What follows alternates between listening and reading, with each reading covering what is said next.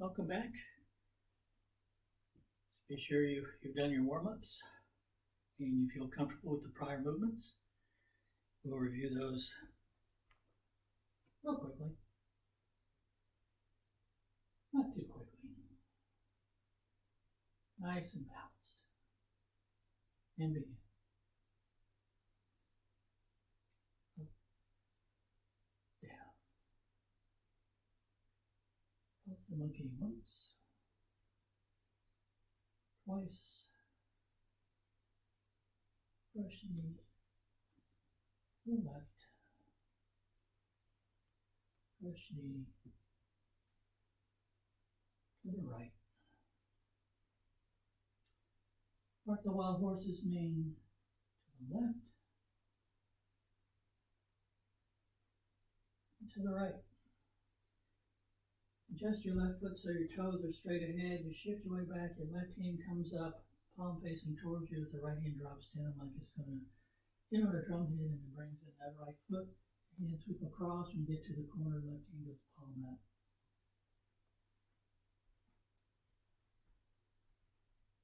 Let's just say facing here. That foot goes toes straight ahead. That hand on that side drops down. It sweeps up. Fingertips are about chin level. This hand is going to bring in that foot to about shoulder width. And your hands end up on the side. The hands are going like this. Almost like I was in class one time, and there was a yoga teacher who said, as she was learning Tai Chi, she thought of this as carry the baby. I've seen others say carry the basket. What you're doing is, there's several things going on.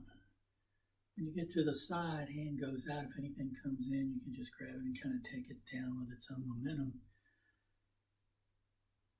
When you're turning like this, though, you're doing something that's basically silk reeling. Your medical part of it is you're massaging your internal organs. One part of Qigong and Tai Chi is to make sure things move through like they need to. You get rid of that stagnant energy. The other thing it does is, if you remember when we were in a bow and arrow stance like this, with that space between our feet, we have balance and stability in all directions.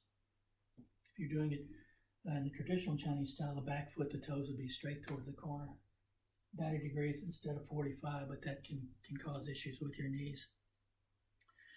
You have stability left and right when your feet are like that, but not forward and back.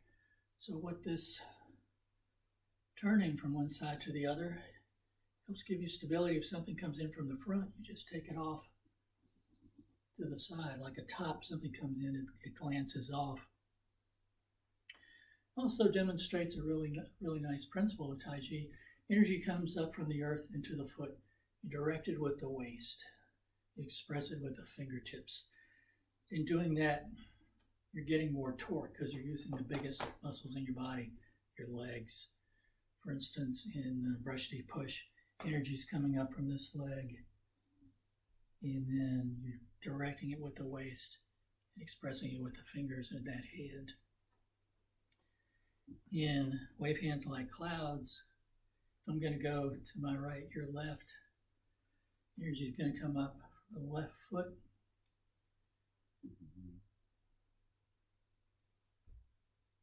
Express it with the right hand. There is some sideways walking in this. You can actually just do it in place and not move at all if you want, and that's perfectly fine. I like to move just a little bit with this because it helps with the adjustment of the foot in the next move after this. But if we start in place, and again, this is a nice standing meditation that involves movement. I'm going to go to my right, your left.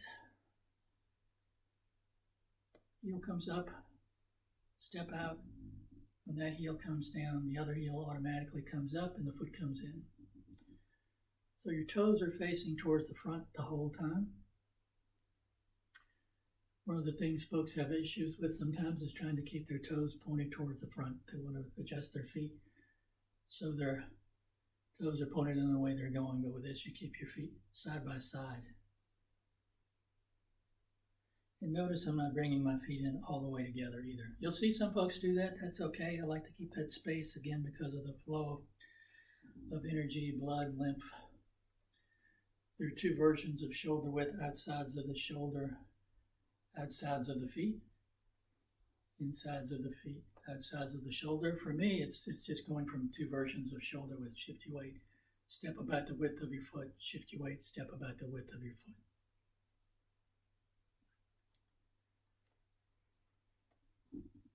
So at the end of Part the Wild Horse's mane, adjust that left foot, toes towards the front of the left foot. Shift your weight left, right hand takes in the right foot. One step, 1, 2, no follow step. Come back, 1, 2. And this time bring your foot in at a 45-degree angle, and you'll see why in the next movement. So let's try that 3 times. The whole thing up through there, just to get that all connected in our heads. Start at the beginning. Okay.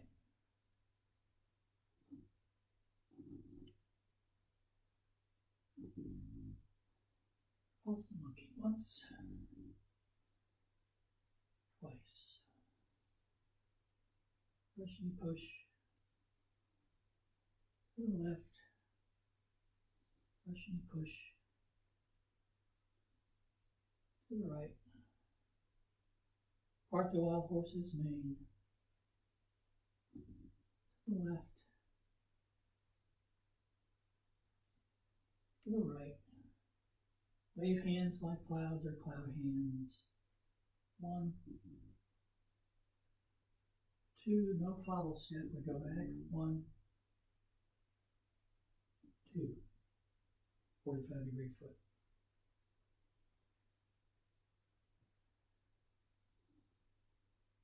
And from neutral position, nice and relaxed. Shoulders nice and relaxed. And begin. Open the door. Repulse the monkey.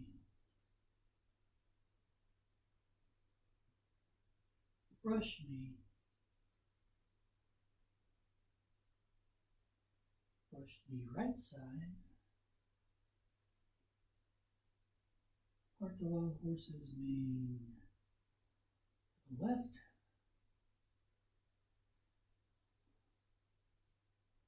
To the right. Wave hands. Transition. Start here. 1,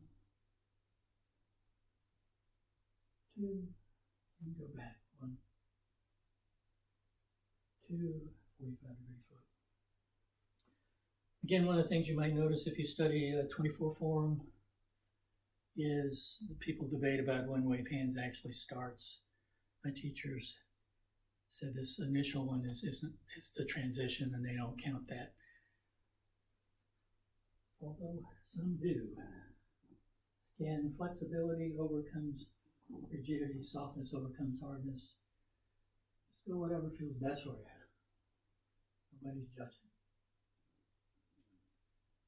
Nice and balanced. And begin.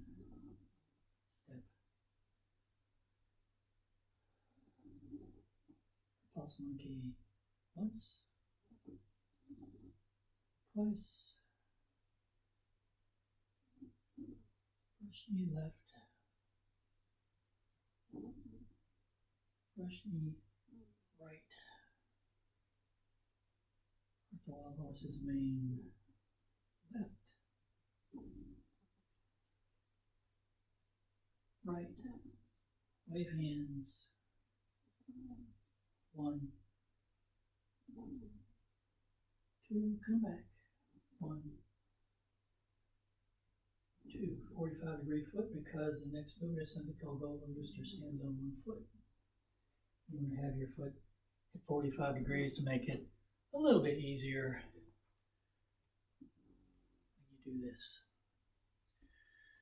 Practice until you feel comfortable with it. If you want to upload a video of yourself doing it in the comments on our class site, feel free, or just let us know that you're completed. See you next time.